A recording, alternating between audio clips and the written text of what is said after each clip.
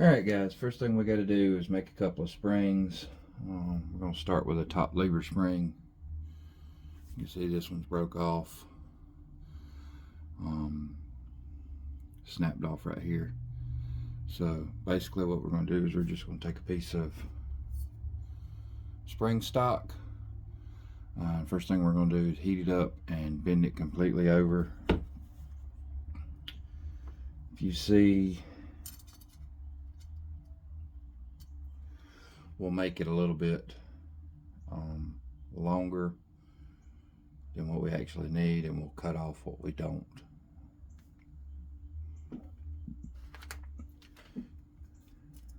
So my spring actually needs to be bent right here.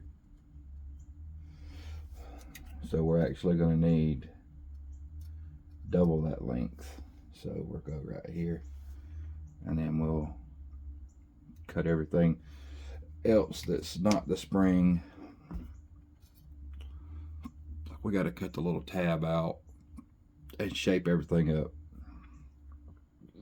Good thing is we've still got the original piece of the spring to help guide us. All right, so all I'm really going to do is I'm going to hold this thing, use a propane torch and heat it up and bend it in half right here at this mark. Okay, and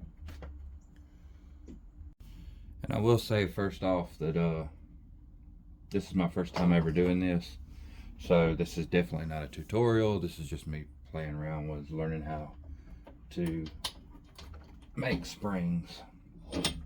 Okay, make sure we got everything that is flammable out of the way, and then we'll just turn our torch on. And we'll just heat this up till we get it a nice red color where we can bend it.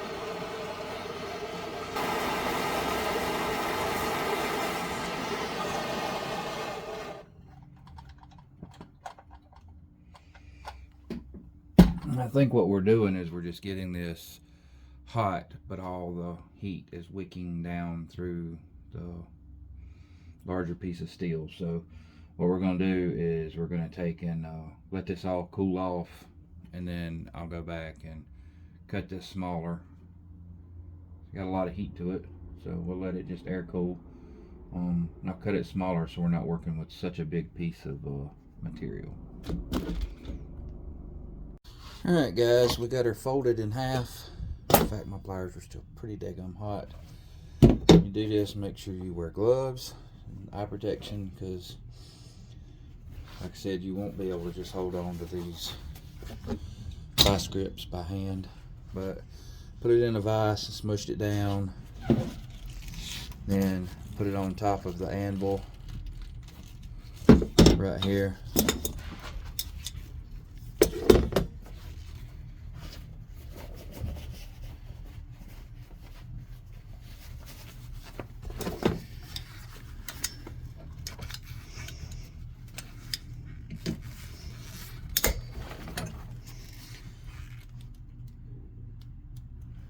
See that or not?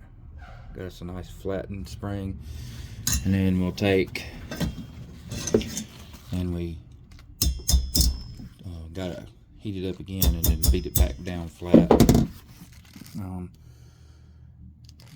a lot of material here. You don't need nowhere near that. So if you look and see